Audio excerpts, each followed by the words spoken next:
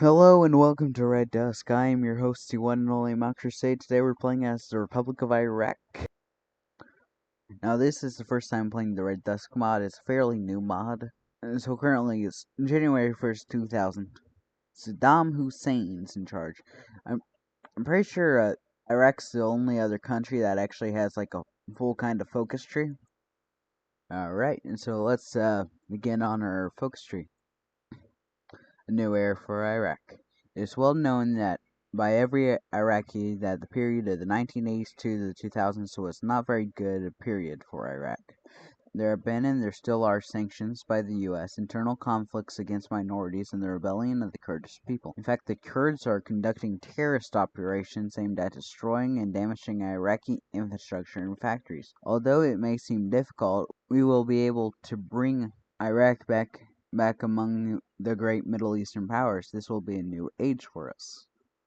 Let's begin on the Kurdish issue. The Kurdish people have been a thorn in the Middle East, regularly persisting and rebelling against their rulers since the 19th century. Today we suffer a misfortune of their residency on our territory, with northern Iraq effectively being an autonomous region independent from the central government. It's time we bring them into a fold one way or another. The nation of snakes. It was a quiet morning on the guard duty when a young soldier, Ahmed, he joined the Iraqi army following the footsteps of his father, who was a soldier both in the Iran-Iraq War and the Gulf War.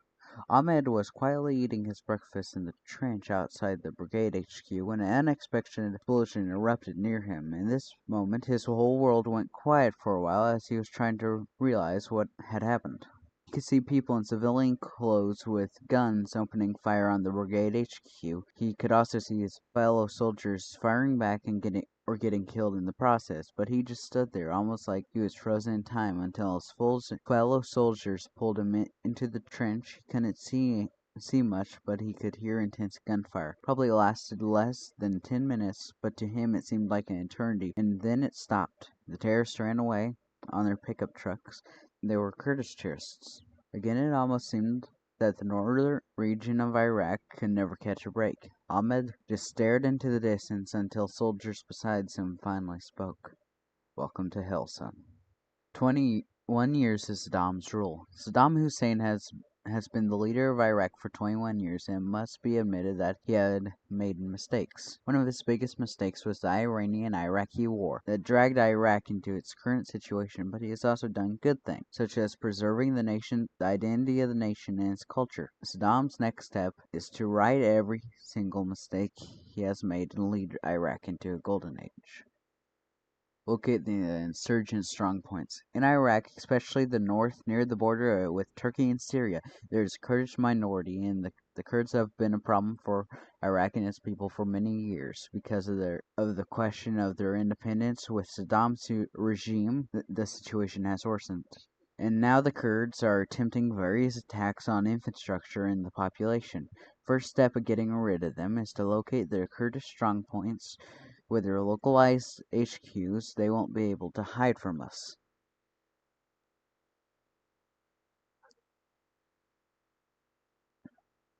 Since we don't have much to do, let's start meddling in other people's wars. Let's intervene in the Congo War. Ahmed Hashim, you're gonna go fight down here. The propaganda machine. Iraq, our homeland, is a strong and united nation, but our enemies every day continue to try to destroy us from within, turning our own people and the Arabs against us. But Saddam knows it.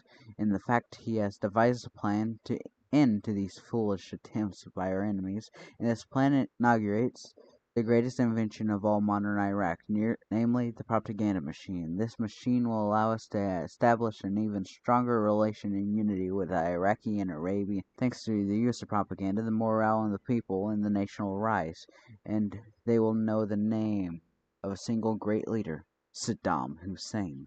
Swords of Iraq. Iraq, our great homeland, although small in the terms of territory compared to its neighbors, we boast two peculiarities. The people patriotic and brave, the army, and one of the most competent of all the Middle East, and Saddam Hussein, our beloved leader, is hatching a plan to make our country grow and prosper even more and more.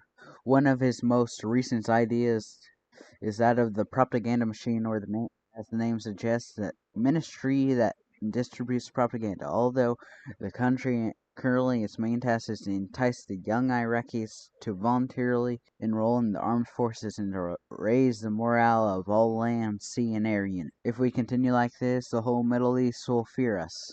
Nothing is more frightening than an army willing to do anything for its leader. With that done, well, more armed forces in the Kurdistan, special operations. After the increasing military strength in Kurdistan and locating the strong points, the time has come to start a special military operation aimed at isolating the Kurdish populations and exterminating anyone that opposes the armed forces and Saddam. Thanks to these operations, the Kurdish independence movement will lose influence even among Iraqi supporters, while the Kurdish minorities will be forced to immigrate to other countries or face the Iraqi armed forces in their extermination. Then we should start bolstering the military. The Middle East is a dangerous place, whether it's from foreign powers competing for our resources or local nations with diplomatic disputes. War is never too far away. It is the duty of the government to keep our borders safe and secure, and the only one our armed forces can guarantee that. Contest no-fly zone. The no-fly zone is proclaimed by the coalition forces to prevent our air force from operating over substantial parts of Iraq.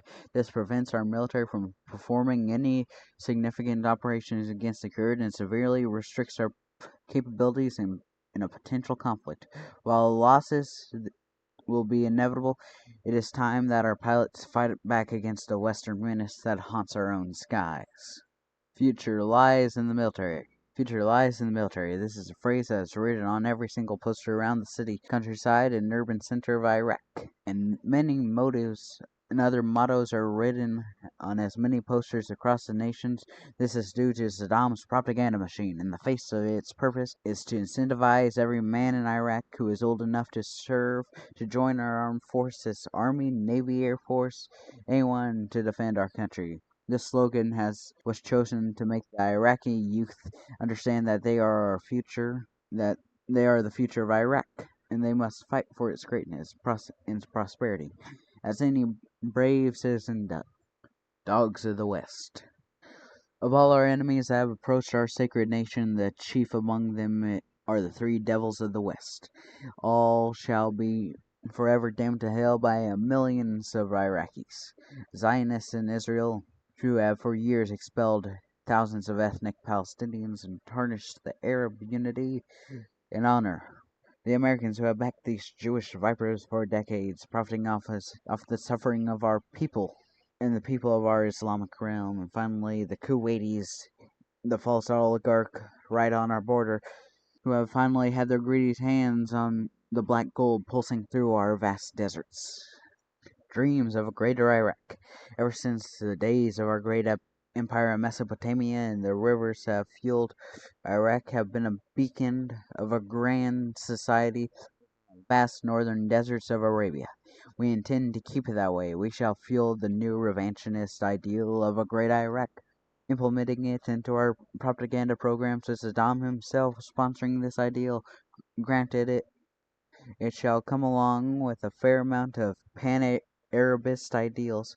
However, those ideals shall be heavily outweighed by this new grand goal.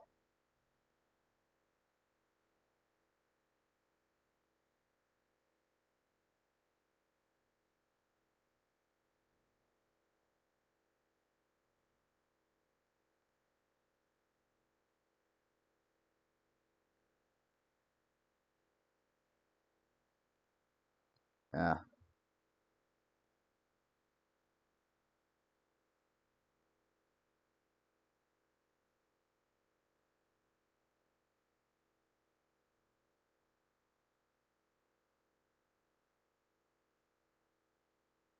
mhm, mhm.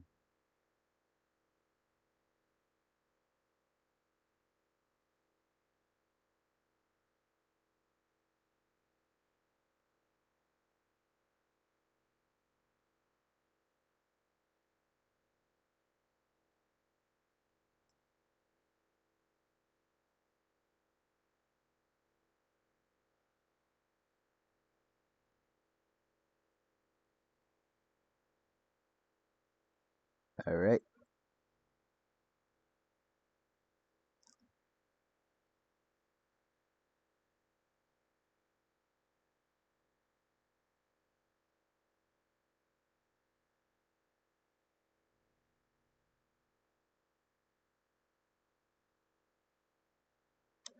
Saddam's cult of personality. Our great leader Saddam Hussein, the father of our nation and the great provider and avenger of the Arab world against the Western menace. These are some of the many titles attributed to our leader, a man who for years have endeared the hearts of millions of Iraqis in the endless search for glory and power, searches which have contributed to the ever-present propaganda industries in Iraq. The government has for years ensured the constant streams of pro-Hussein rhetoric in every single show and every single movie, every single magazine, every single news program even, and every single government broadcast, demonstrating a vast network of our works keeping the people happy under Saddam's and loyal to Saddam's rule. We intend to keep it that way as long as Iraq has increased monetary incentives, unlike the patriotic and capable armies of our neighbors. Our army is filled with unmotivated conscripts, and in any serious conflict they lack a willingness to fight and will freeze our entire system and cripple even our loyal and capable Republican Guard. With an excess money from providing various reform, we can raise the salaries of our conscripts, providing them a financial incentive for their best performance. Ah, oh no. Both these guys look like just like a fat Saddam Hussein. Hell, they might beat Saddam Hussein. Oh, and there's Walter White. Jesse, we need to play Swords of Iraq. Jesse.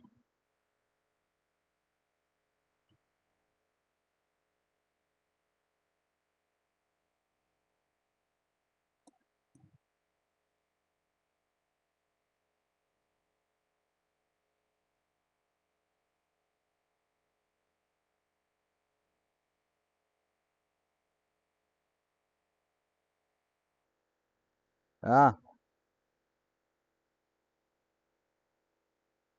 and there it goes. Mission accomplished.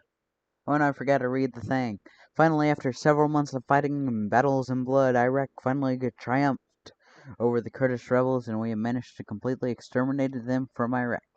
With our triumph, most of our problems related to the Kurdish terrorism have vanished. For our great victory, we must thank the brave Iraqi soldiers, his air force, and our great leader Saddam Hussein. Glory to Iraq, glory to Saddam. Lessons wrote from Desert Storm. The Desert Storm campaign of the coalition forces in the 90s has all but destroyed our military. The terrific air power of the West has sunk our navy and neutralized our air forces. This caused our air forces to flee. This mistake must not be repeated again. Our army must be trained to counter such shock and awe tactics. Looks like 9/11 has happened. I hope I don't get fucking invaded now.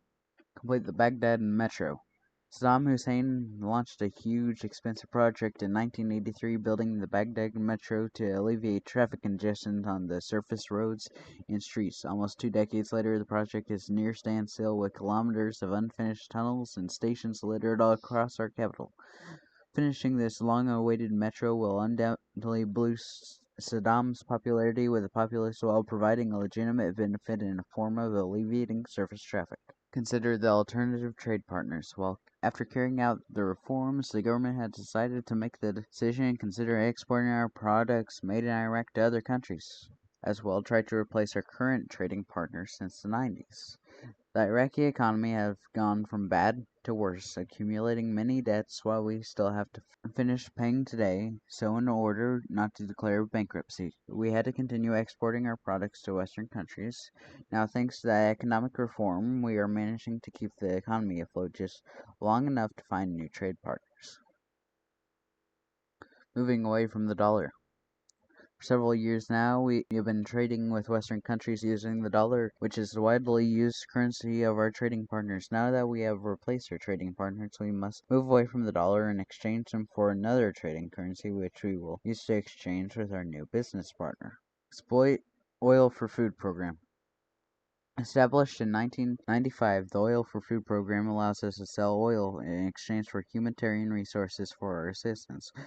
While still limiting our military capabilities, with careful tactics we could try to siphon off more money than we would otherwise normally, and relocate it to important sectors. Support the Iraqi people. Our party firmly stands on our side, but the same cannot be said for the people of Iraq. By providing them with things they desire, they will begin to look more positively on our regime, and we can now shift our focus to more deadly enemies abroad. Forget about our debts. For many years now, debts have been transporting Iraq and its government to ruin. It is evident that we will not be able to pay them, and even manage to pay them. Then we would have to carry an economic crisis. But in both cases, we cannot continue to carry the economy forward in this way. The government has decided to deny payment of all debts and ignore them. We will not spend even a single penny to pay debts. Remember, kids, don't pay your taxes to the IRS. Just remember to switch up your name every couple of years. Purchase foreign ships. There's a reason why many come buy ships from well-established shipbuilders. They're efficient, effective, and proven. We cannot afford to waste years building up designers and shipyards with no guarantee that the products we will produce will be suitable for our needs. Instead, our allies are able to deliver the vessels that we need, while we are better off focusing on other matters. Now, I think this is where I'm gonna end it off today. Alright. See y'all next time in the next part of this. Say alright.